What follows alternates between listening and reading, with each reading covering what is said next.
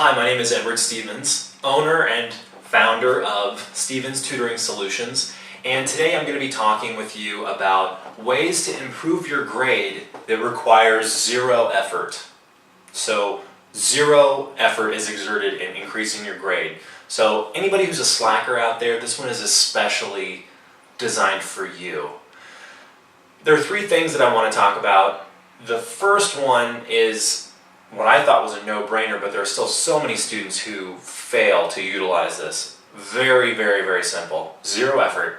First one is sit in the right location. So when you come in to your class, where you sit has a big impact on how much you pay attention and how much you actually get out of the lecture and how prepared you are for the test or the homework assignment or the quiz. So if you've heard of the T-zone, I am a big believer in the T-zone. I'll show you a picture of the T-zone right now.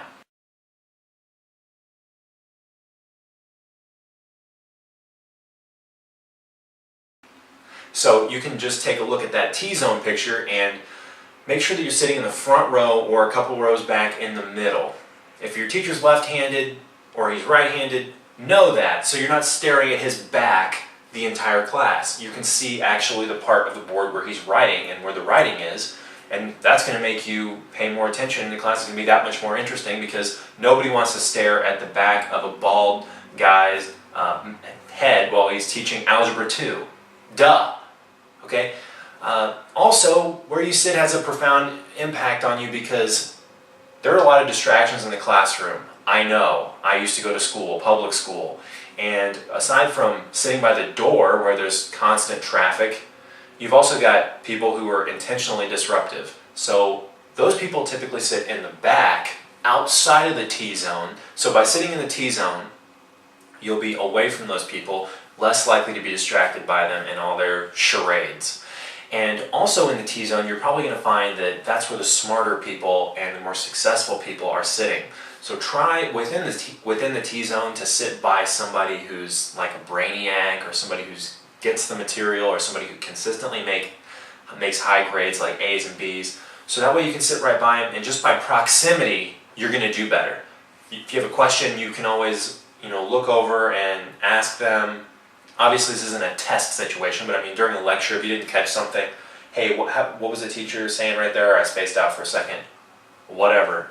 That person's going to be way more of an asset to you than old slacker back here in the corner who's, probably doing God knows what. So, number one, watch where you sit. Sit in the right location.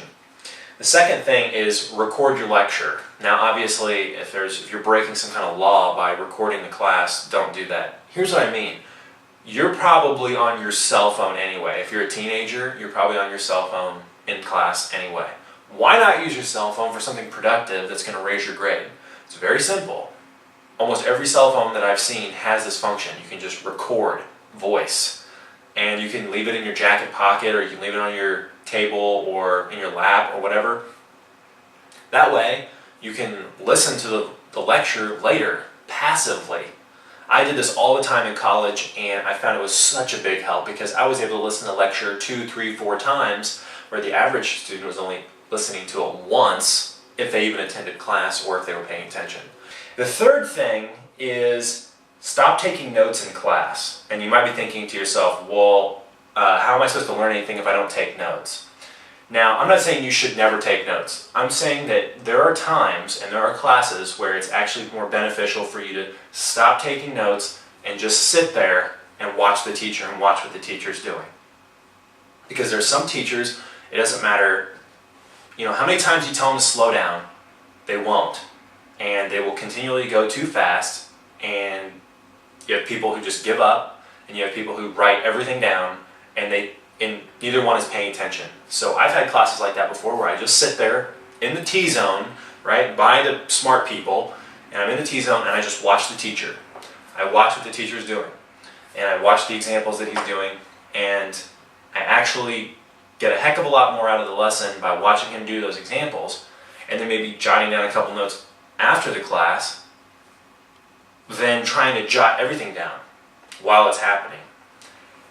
Also, you don't get frustrated when you find out that the teacher just did an example out of the book and they didn't tell you that you never had to copy anything down anyway because it's an exact photocopy of what's on page 239. I've had several teachers do that to me. It's so frustrating. Why didn't you just tell us that we didn't have to do 10 or 15 minutes worth of copying stuff down on the board? Why didn't you just tell us it was in our book? Oh, you forgot. Oh, okay, you didn't think it was important. Okay. Anyway, it saved me a number of times, and again, takes zero energy.